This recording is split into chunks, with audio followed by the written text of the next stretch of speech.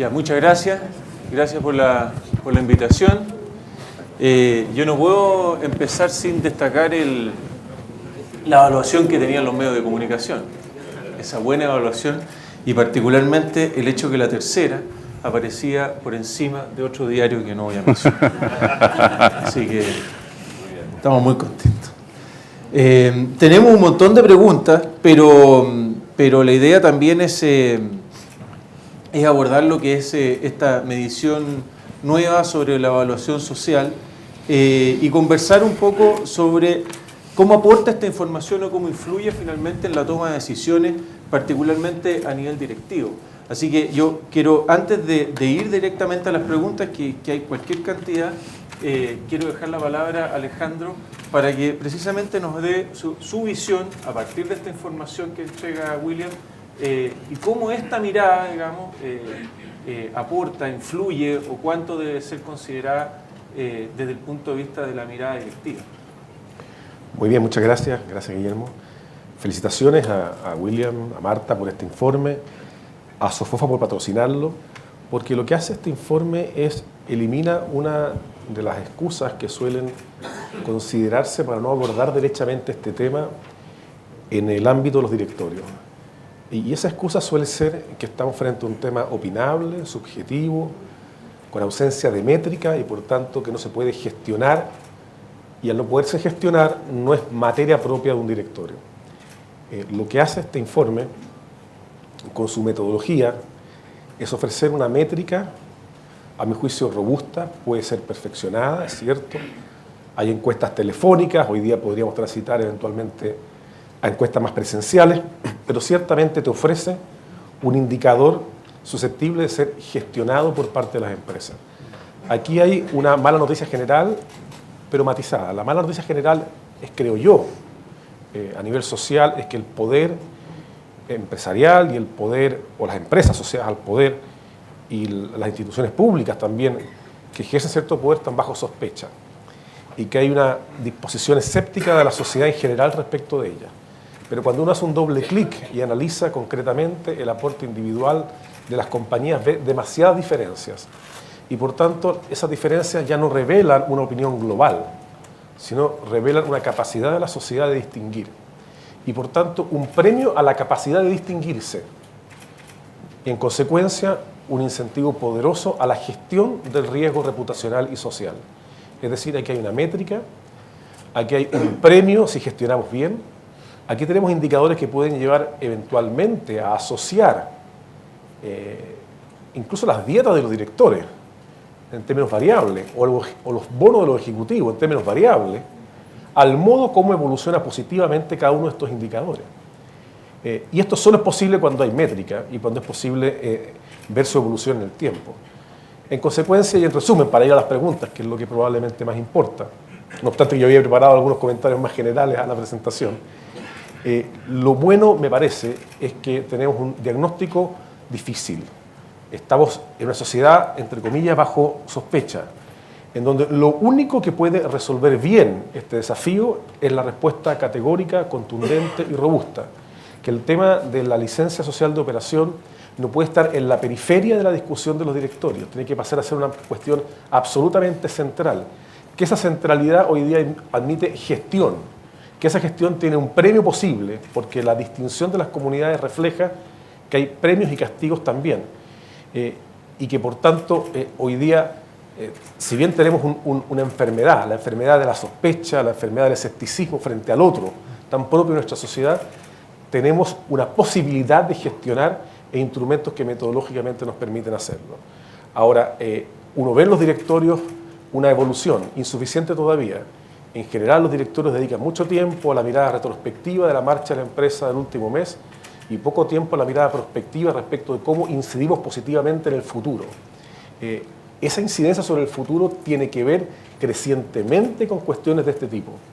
Y por tanto, hay un espacio, debe haberlo al menos, y no siempre se observa, para la gestión estratégica de la licencia social de operación como elemento del ADN del gobierno corporativo. No en la periferia, no algo para que lo trabaje el Departamento de Responsabilidad Social, algo para ser gestionado directa de una manera muy central por parte de los directores. Eso creo que es un cambio cultural. Los directores habían entendido que esto estaba más bien en la periferia, que la responsabilidad social era recomendable, pero no necesariamente un imperativo. Hoy día nos parece que si uno quiere sostener una compañía, esto hay que hacerlo. Y déjame una última reflexión. Esto no es solamente un costo. Los empresarios, cuando hacen una evaluación de un proyecto, descuentan los flujos futuros. ¿Y a qué tasa lo descuentan? Lo descuentan a la tasa de riesgo del proyecto. Pero aquí lo que me están diciendo en este informe es que yo puedo incidir en la tasa de riesgo. Yo puedo bajarle el riesgo a mi proyecto y por tanto bajar la tasa de descuento y por tanto aumentar el valor económico de mi compañía si gestiono bien los riesgos asociados a la licencia social de operación. En consecuencia, aquí hay una posibilidad de aumentar el valor de los activos, si tú quieres, al disminuir la tasa de descuento de los flujos futuros, si soy capaz de gestionar bien mi riesgo respecto al entorno, de mejorar la inserción en la comunidad y de, con eso no solo construir marca, reputación y validación en el contexto, sino también prevenir los riesgos regulatorios. Si la regulación no es otra cosa que la consecuencia del mundo político frente a la falla real o percibida. Por tanto, no hay mejor aproximación o pronóstico de una regulación adversa respecto a un sector que la evidencia de que el sector no está cumpliendo bien con su obligación respecto a la comunidad. Por tanto, en reputación, en construcción de marca, en mejoría del valor económico de los activos y en prevención de regulaciones adversas, que suelen no ser técnicas. Y cuando esto explota, la regulación no es técnica, no se buscan los libros, se busca cómo satisfacer a esa gente iracunda, molesta, que necesita una respuesta rápida. En consecuencia, creo que hay demasiada evidencia de la importancia de abordar este asunto y, afortunadamente, un nuevo instrumento para hacerlo de manera objetiva, profesional, con seguimiento concreto e incluso construyendo indicadores de gestión al interior de las propias compañías. Hay como dos elementos o características, no sé qué palabra usar exactamente, que aparecen hoy día en tensión. Por una parte está la confianza de la ciudadanía o la desconfianza de la ciudadanía y por la otra también la incertidumbre o la certidumbre que necesitan los inversionistas. O sea, lo que más se escucha de reclamo de las empresas es, sabes, tengo un problema de incertidumbre que no sé si voy a poder desarrollar mi inversión o no porque no sé qué demandas van a aparecer. Y por el otro lado, esta suerte de desconfianza. William, en el estudio que ustedes hacen, para poder determinar eso, para poder finalmente tener mayor certidumbre y al mismo tiempo generar confianza, tú tienes que tener muy claro cuáles son tus públicos, cuál es tu comunidad realmente a la cual atiendes. Y ahí la pregunta es, ¿cómo determinan ustedes o cómo en el estudio o hasta dónde uno determina finalmente esa comunidad afectada? Porque, como tú decías, el caso de una generadora en el sur podía tener muy buena percepción a lo mejor a nivel local, pero muy mal a nivel Santiago. Y finalmente, ¿cuál es el público, cuál es la comunidad a la cual tú tienes que atender? Bueno, eso impone varios desafíos. Lo primero, no existe una sola licencia, existen múltiples licencias. En el caso de las empresas industriales es bastante simple porque uno lo que evalúa naturalmente es la comunidad que lo circunda, ¿no? ¿Sí? Y eso es geográficamente sumamente localizado. En el caso de las mineras también sucede igual.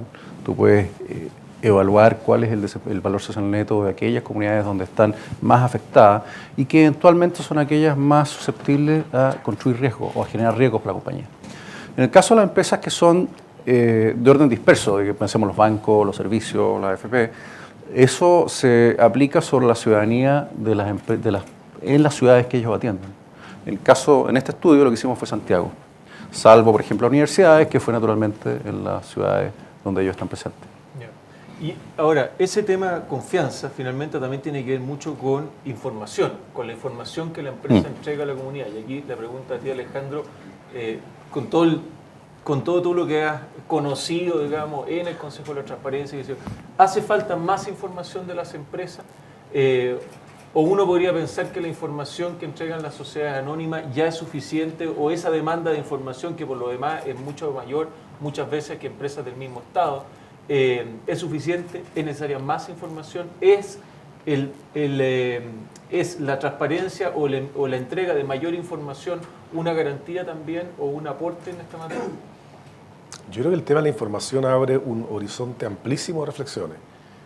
Lo primero que diría es que probablemente en 20 años más algún superintendente de valores va a entender que que para estimar correctamente el valor de una acción, no basta con mirar los estados financieros, sino que habría que mirar la inserción de la comunidad, de la empresa en la comunidad. Se me ocurre que a un inversionista le importa esto, que no es lo mismo invertir, dado iguales EBITDAs, en una empresa con alta valoración social que con otra que está enfrentando altísimos riesgos que pueden derivarse en regulación adversa, en destrucción del valor de la marca y de la reputación. En consecuencia, desde la perspectiva incluso del inversionista, una vez afinadas métricas como esta, me parece muy útil poder comprender y hacerse una estimación del valor futuro de una compañía, cuál es la percepción que la sociedad tiene de ella. Y en general lo que tenemos son estados financieros auditados a través de metodologías objetivas, pero nunca hemos tenido metodologías objetivas, auditables, no cuestionables respecto de la inserción de una comunidad en la sociedad. Segundo, la información de responsabilidad social en las compañías suele traducirse en reportes de sustentabilidad que reflejan el esfuerzo de las compañías respecto de las comunidades, pero reflejan el esfuerzo desde la compañía hacia afuera y no siempre reflejan la manera en que ese esfuerzo es percibido por las propias comunidades. Es decir, hay un listado de cosas que se hacen respecto a los trabajadores, que se hacen respecto a la comunidad, que se hacen respecto al medio ambiente, pero no siempre hay una evaluación objetiva, crítica, ácida, de cómo perciben los trabajadores, la comunidad, los proveedores, la gente social, los temas del medio ambiente. En consecuencia, la información hoy día tiene que medirse en materia de responsabilidad social, no desde el mensaje del emisor, sino desde la comprensión del receptor. ¿Tú eres partidario de una suerte de FECU de evaluación social? A ver, yo creo que es una pregunta, esta es como la cuña del diario Mañana, pero entonces déjame ser cauteloso. Llevamos mucho tiempo que nos conocemos.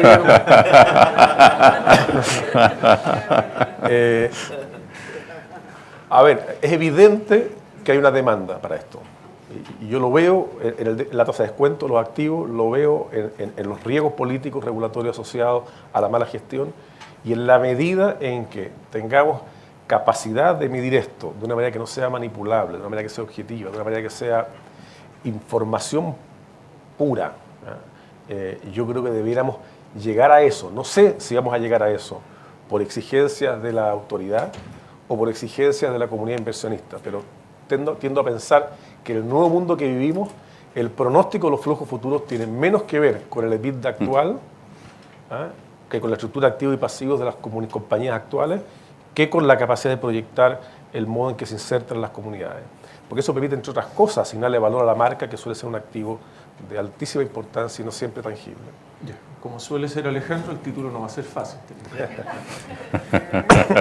Pregunta Milton Rosales. Considerando la tensión que se genera entre la licencia ambiental y social en Chile, RCA versus judicialización, y dado que hoy la obtención de la segunda de ellas se da en una negociación entre privados y comunidad, ¿qué rol debería jugar el Estado en el proceso de obtención de la licencia social para nuevos proyectos?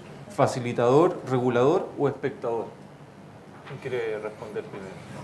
Es buena la pregunta. Buena pregunta. Yo quisiera quedarme con lo que mencionaba la ministra, la subsecretaria, respecto a la agenda que está impulsando el gobierno en esta materia, que tiene que ver con establecer una mesa previa, antes de entrar al sistema de evaluación formal, entre las comunidades, el gobierno y las empresas, de tal manera de facilitar el proceso, evitar la judicialización y en ese entonces producir las adecuaciones necesarias para que sea un proceso, un proyecto conveniente para todos. Me da la impresión de que ese es el camino correcto y estoy completamente de acuerdo con ello. Alejandro. Lo que pasa es que hoy día vivimos un mecanismo de evaluación de impacto ambiental que se ha traducido en la práctica en un sistema de anticipación de conflictos sociales y de resolución de conflictos sobre el impacto social. Entonces la metodología nos parece decir que lo que importa es cumplir con normas medioambientales y con los planes de mitigación consecuentes, en circunstancias que finalmente lo que más se termina discutiendo es el impacto social. Quizás debiéramos sincerar esto y entender y tratar de capturar en una regulación adecuada los temas de impacto social. Ahora, no es fácil la métrica respecto de esto, pero siento que en la práctica, el mecanismo que tenemos hoy día de evaluación de impacto ambiental se traduce en los hechos en en la posibilidad de que las comunidades circundantes esgriman consideraciones que van más allá de lo ambiental, que son relevantes, pero que no están capturadas en la metodología del proceso de evaluación y que terminen por distorsionar un proceso diseñado para otro objetivo. Entonces me parece que ese sinceramiento lo tenemos que lograr de alguna manera. Una opción es lo que estaba planteando la subsecretaria, en orden a tratar de generar con el arbitraje, la mediación del Estado, un esfuerzo por conciliar las posiciones sobre impacto social antes de que la operación entre en vigencia, con la expectativa de minimizar los reclamos judiciales que esto suele generar. Habrá que ver si eso funciona bien. Yo creo que va en la dirección correcta, pero en la medida que no sea vinculante, no necesariamente va a inhibir la disposición de algunos sectores, eventualmente más radicales, a igualmente cuestionar la instalación de una empresa en algún determinado sector. Pero en fin, creo que son cuestiones que hay que ir explorando. Hoy día tenemos un sistema divorciado. Está construido para la evolución ambiental, se ha traducido, sin embargo, en la práctica, sus instrumentos para el procesamiento de inquietudes más bien de orden social. O sea, no sé si vieron ayer las imágenes del ministro Pacheco en el Maipo. Yo creo que ahí quedó sumamente en evidencia esa especie de distorsión, ¿cierto? El ministro apoyando una central, en este caso porque dice ya cumplió con todos los requisitos, todos los requisitos, y una comunidad que se le tiró directamente encima del auto, ¿no? Ahora, este es un problema de la ley. Ahora, el problema de la ley se agudiza si la compañía no se hace cargo de estos temas. Es decir, distinto sería para el ministro Pacheco, entre comillas, si Alto Maipo hubiese tenido una gestión exitosa. No digo que no lo haya intentado, pero que haya tenido mejores resultados con la comunidad para convencerla de que también había valor para esa comunidad a consecuencia de este proyecto. Tengo la impresión de que hoy día los paradigmas que operan, que usa, por ejemplo, Genero, que las empresas generadoras para poder producir o establecer un proyecto de esta magnitud, no son suficientes. Porque hasta qué punto la empresa abre ese diálogo sabiendo que es un camino sin salida, sin salida cierta. De esa perspectiva, entonces, falta quizás una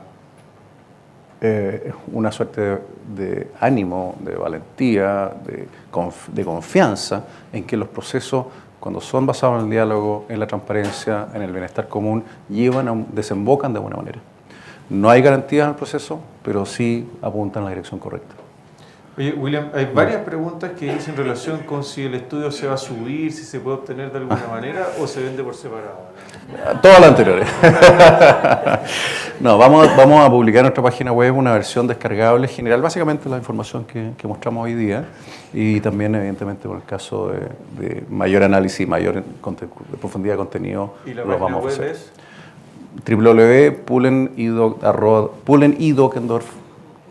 Pullendorf, gracias, Okay. Martita.com. ¿Con I o sin I? Cini, pullendorf.com. .com. Y a partir de mañana va a estar disponible para descargarse en la página. Ya, muy bien.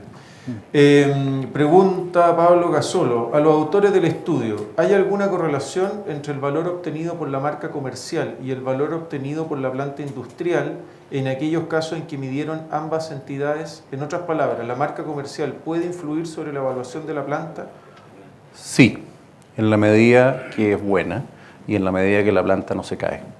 En la medida que la planta se cae, tiene problemas y afecta negativamente a la comunidad, se destroza. O sea, supera por lejos, a nivel de la comunidad local, supera por lejos el desempeño particular de la planta, que es el paraguas que ofrece la marca. Fernando Javier Riveros, si bien tenemos confianza y somos buenos vecinos, el diálogo es bastante más negativo, lo que me lleva a pensar que no hay real inclusión de todos los stakeholders. ¿Cómo mejorar esto, inclusive aún cuando la comunidad ataca y o dificulta la operación de la empresa, como en el caso de la novena región? Yo veo que, mirando la bolita cristal, digamos, ¿no? Mirando hacia el futuro, yo veo que las empresas deben tener sistemas diarios, continuos de diálogo, no esporádicos, de visitas de tanto en tanto, con cierta periodicidad. No, un diálogo perfecto, continuo, abierto, una suerte de atención al cliente, atención al vecino permanente, donde permanentemente se están atendiendo los problemas y los conflictos. Entonces, de esa manera tú lo que haces es ir caso a caso, no esperes que se acumulen, porque en la acumulación viene la frustración, y todo desemboca en aquello que hemos llamado el abuso. Entonces no podemos llegar al abuso, tenemos que estar caso a caso, día a día, solucionando los conflictos, los problemas, las molestias que estamos generando. Y ahí particularmente déjame hacer una pequeña reflexión. También no lo voy a aventurar como una sugerencia de los números de lo que estamos viendo en el estudio, no como un resultado concreto aún. Y es que el sentido de la contaminación estética de las plantas industriales es enorme. Tiene un enorme efecto en cómo las comunidades lo evalúan. Por lo tanto, hay una suerte de invitación a repensar cuál es la estética que debe acompañar una planta, una operación industrial en una comunidad dada. Basta dar una vuelta por Quintero para darse cuenta que estamos hablando. Alejandro, ¿cómo evitar, o a lo mejor no hay que evitar y simplemente asumir, digamos, que esta demanda de las comunidades o esta negociación con las comunidades no se traduzca en un impuesto adicional, nomás simplemente al desarrollo de una inversión? A ver, yo creo que esto tiene un costo, pero el costo es inferior a los beneficios esperables. En segundo lugar, me parece que cuando hay una demanda por diálogo, es una buena noticia, porque es probablemente las demandas más fáciles de satisfacer. Está en manos de quienes no han dialogado el dialogar más. Es algo entonces que depende de la gestión concreta de las compañías. Lo comparo, por ejemplo, con la crítica a las AFP. Las AFP hacen exactamente lo que la ley les dice que hagan, no tienen ningún margen de maniobra. Si hay discriminación respecto a las mujeres, porque las mujeres viven más, cuestión que las AFP no pueden corregir, no podrían, es parte del diseño. Entonces, la AFP carga, entre comillas, con una imagen negativa asociada a un diseño respecto al cual no tienen margen de maniobra alguno porque están estrictamente reguladas en todo lo que hacen y no hacen. Pero cuando se critica el diálogo, la falta de diálogo, hay capacidad de gestión. Ahora, es cierto, no minimicemos el riesgo de que haya, a partir de esto, algunos grupos más extremos que quieren generar una práctica oportunista de extraer rentas con cargo al resto de la comunidad, imponiendo exigencias abusivas. Eso puede ocurrir, pero con cargo al riesgo del abuso. No hay que dejar de hacer lo necesario. Y lo necesario es construir esquemas de diálogo, permitir que la comunidad se sienta representada y solidaria con la compañía que se instala en su ámbito. Yo creo que eso es posible. Pero evitar los extremos nunca es viable, pero nunca debe ser tampoco razón para la parálisis.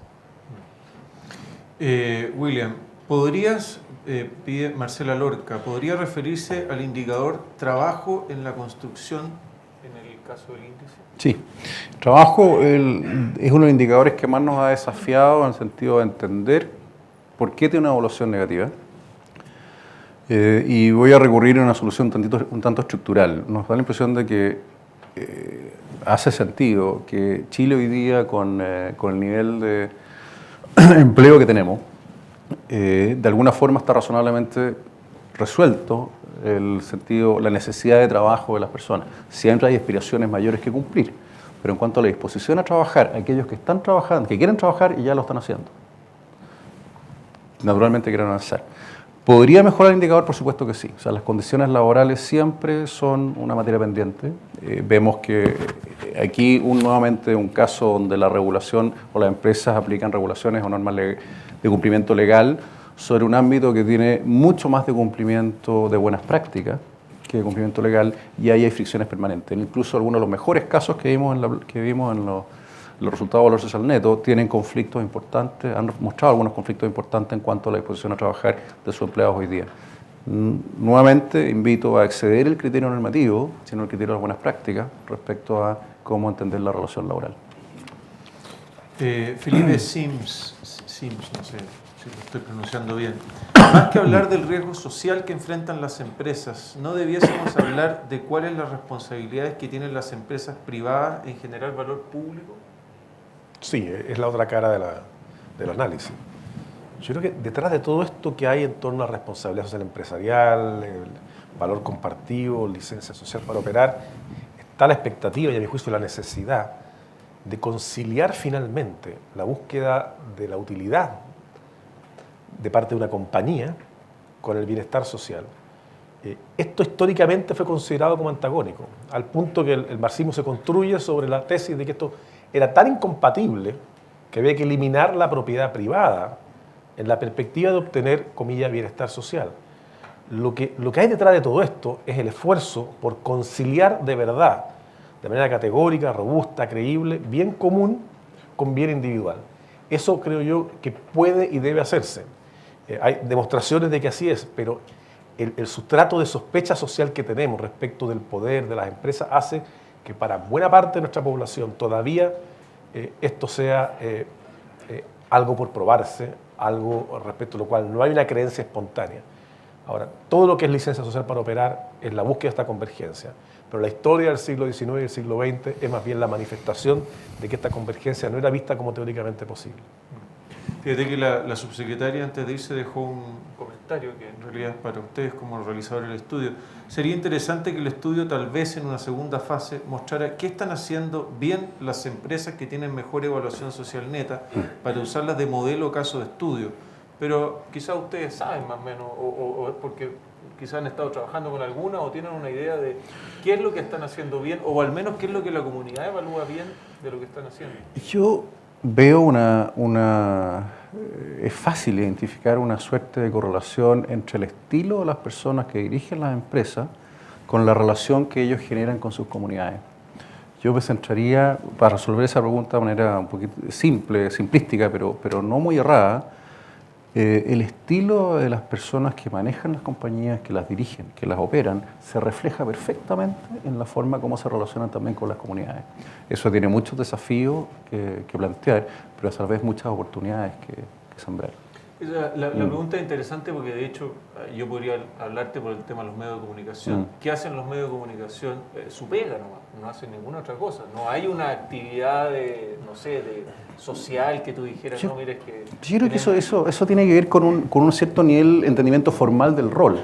Pero más allá del entendimiento formal, hay un amplísimo margen de maniobra respecto al estilo, la forma, los cuidados, las atenciones. Recuerda que estamos hablando, uno de los criterios centrales es la consideración. ¿Cómo consideras tú el resto de la gente? No, la pregunta mía es si al final, y aquí no sé, quizás estoy cometiendo un pecado, digamos, pero no debería ser mucho más, no sé si preferible, pero no es el objetivo finalmente que tú pases por la vida ignorado. O sea, es decir, te voy a poner un ejemplo, ¿ya? Hay un ejemplo que me tocó conocer. Yo trabajé algunos años en una compañía de teléfono.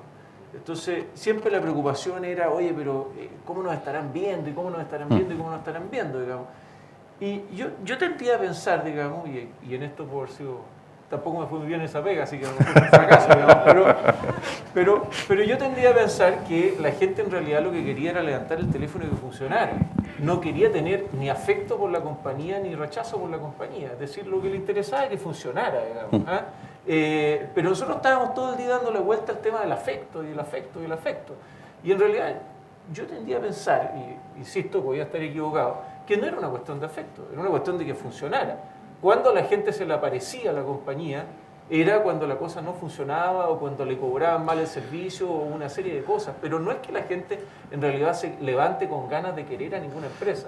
No, yo creo que eso se da espontáneamente. Yo creo que pasamos hace algún tiempo ya de relación funcional, de que tu teléfono funcione, efectivamente lo prendas, marques y funcione, a una relación, a un estilo más relacional, que tú te relacionas con un sistema que hay detrás del teléfono. Su call center, su atención, su factura, su transparencia, su respuesta ante los errores o ante las fallas, todo eso constituye aquello que llamamos el estilo también. ¿Sí? Es una extensión de la relación personal a una relación más funcional, pero con atributos de relaciones personales. Está presente y es natural. Las personas nos vinculamos así, no los queremos, no lo diseñamos, simplemente sucede. ¿Qué están haciendo bien las empresas que aparecen bien evaluadas, Alejandro? Bueno, hay que mirar cada indicador, hay 11 indicadores distintos. No, pero en tu percepción. Es difícil generalizar. Lo que pasa es que hay distintas actividades con distintas externalidades y por tanto generalmente las que están planteadas ahí con peores notas son aquellas que tienen externalidades concentradas en el entorno donde están operando y que esas externalidades negativas son mayores que la capacidad de mitigarlas. Y por tanto puede ser injusto el análisis entre distintas compañías, porque los niveles de riesgo que enfrentan son diversos. Pero lo cierto es que yo creo que hay una subconsideración de parte de las compañías que parecen allí mal evaluadas respecto a la importancia de la gestión del entorno. Hay una, por así decirlo, una insuficiente ponderación de la centralidad que tiene la licencia social para operar. Yo creo que este es un aprendizaje de alguna manera a golpes, de alguna manera de los últimos años, un aprendizaje que genera percepción de amenaza, de resistencia y de molestia de algunos ejecutivos y directores que creen que basta con cumplir las leyes, que creen la lógica de Milton Friedman, que decía por ahí por el año 70 y tanto, el famoso libro, que la función de la empresa es simplemente maximizar las utilidades y que toda otra consideración respecto a función social era simplemente inaceptable. Bueno, para quienes están formados en esa lógica, toda la emergencia, surgimiento de nuevas dimensiones de responsabilidad, esta lógica de la licencia social de operación, claramente no cabe dentro de la cultura y la formación. Entonces, pero hay otras empresas que ven esto no solamente como una amenaza, sino como una oportunidad. Una oportunidad para mejorar de manera contundente, categórica, creíble, para acercarse a las comunidades, para construir marca, para construir reputación, para disminuir riesgos regulatorios y, como decía, para incrementar el valor de los activos por la vía de mejorar el riesgo de su flujo futuro. En consecuencia, aquí hay cambios culturales en la cabeza de mucha gente. De hecho, uno no ve siempre en los directorios que el tema de responsabilidad social tenga una presencia significativa en la tabla. Este tema, y voy a hacer un comentario más provocativo aún, probablemente, y responsabilidad, no hay ninguna mujer en los directorios, en muchos de los directorios en los que yo estoy, hay muy poquitas mujeres directoras. Ahora, pero la encargada de responsabilidad social es mujer. ¿Ah? Pero está en un departamento o en una unidad que está en el tercer o cuarto nivel. Quizá, y hay una pregunta que me insinuó la subsecretaria antes de irse, me decía, ¿por qué no hay más mujeres en los directorios? No, si te la dejó por escrito. Sí, por eso, porque me la anticipó y te la voy a responder ahora. Probablemente, dado que tenemos tantas mujeres expertas en responsabilidad social, hasta ahora probablemente el segundo o tercer nivel jerárquico de las compañías, más de alguna debería ser candidata para sentarse en un directorio e incidir en el debate estratégico, prospectivo de los directorios de una manera central en materia de responsabilidad social. No puede ser que esta cuestión esté en la periferia, sea algo prescindible, sea considerado casi como un tema blando. Hoy día hay métrica y hoy día solo los ciegos pueden desconocer la importancia que tiene para el devenir o sustentabilidad de las compañías. William decía que al final lo que hacían bien estas empresas tenía mucho que ver con el estilo del dueño, por ponerlo, digamos, entre comillas. De la dirección. De la dirección. Para centralizarlo una persona. Pero, Alejandro, ¿qué pasa en el caso de... o te cambio un poco la pregunta. ¿Están bien resguardados los intereses de los minoritarios, en el caso de los directorios, en estas temáticas también? Porque, claro, la ley ha ido considerando comités de directores y una serie de cosas, digamos, para la defensa o para que los minoritarios también puedan influir en esto. Yo no sé si en estas materias, a tu juicio, digamos, esos intereses yo creo que en este caso el interés de los minoritarios y de los controladores está perfectamente alineado. Ambos van en el valor de la compañía de manera proporcional a sus acciones. Lo que sí es cierto es que la estructura de gobierno corporativo, al menos legalmente definida, que considera solo un comité por mandato legal, cuál es el comité de directores, ese comité de directores está construido para defender a los minoritarios del riesgo de amenaza de expropiación de los mayoritarios y por tanto obedece al tipo de reflexión o cuestionamiento crítico que teníamos sobre nuestro sistema de gobierno corporativo luego el caso Chispa. Pero no hay ninguna estructura de gobierno corporativo que hoy día esté diseñada, ya no digo para la licencia social, para la gestión del riesgo como concepto más amplio. Aquí no hay un comité de auditoría, no hay un comité de riesgo que la ley establezca como obligatorio. En consecuencia, eso revela, pero cada vez que hay un problema, la superintendencia sanciona a algunos directores por no haber gestionado correctamente los riesgos. Entonces la pregunta es, hoy día claramente tenemos otro escenario, tenemos otra exigencia, pero nuestra estructura formal de exigencia legal de gobierno corporativo no parece corresponderse a esta nueva mirada. Yo quisiera añadir además que, desde el punto de vista de los desafíos que hay detrás, los gobiernos corporativos se construyen bajo la lógica, están construidos y desarrollados bajo la lógica de la competencia. La competencia en el mercado, el cumplimiento normativo. Sin embargo, aquello que resuelve y soluciona los problemas de ámbito de licencia social tiene la lógica de la cooperación, que es una lógica, por decirlo de alguna manera, mucho más femenina. Entonces, yo concuerdo plenamente en la consideración y la necesidad de incorporar más mujeres en los directorios, de tener una visión más balanceada, de una forma de actuar, de evaluar las situaciones y las respuestas más amplia. No solo bajo la lógica de la competencia, la lógica de la cooperación es central. Bueno, Alejandro, William, muchas gracias por este análisis. En todo caso, todo este tema de la incorporación de las mujeres, a lo que en este panel, por ejemplo, no cumplía para nada. Veo una Martita aquí. Como la subsecretaria que se nos fue. Otra cosa, perdona, otra cosa que fue la pregunta efectiva de la subsecretaria. ¿Cuál era, perdón? La subsecretaria preguntó, ¿cómo es la pregunta? Yo te voy a decir exactamente. Dijo que cómo podíamos hacer para levantar un indicador o una No, que ya, no es la reflejara a misma las empresas que lo atendían. Nosotros tenemos cómo contestar a eso. Pero cuando las respuestas son positivas o Sí. negativas, nos preguntamos el por qué. En consecuencia, no es de conocimiento público, pero sí es que terminé ya. No es de conocimiento público, pero sí nosotros tenemos información acerca de los atributos considerados positivos y considerados negativos, pero es información hasta el momento de propiedad de las empresas. Pero podemos armar algo, me parece absolutamente Sí, posible. sería Y la justo presencia de con- las mujeres en sí. directorio viene con el eje que se llama desempeño social. Tiene que venir. Los caballeros se quieren en Levitda.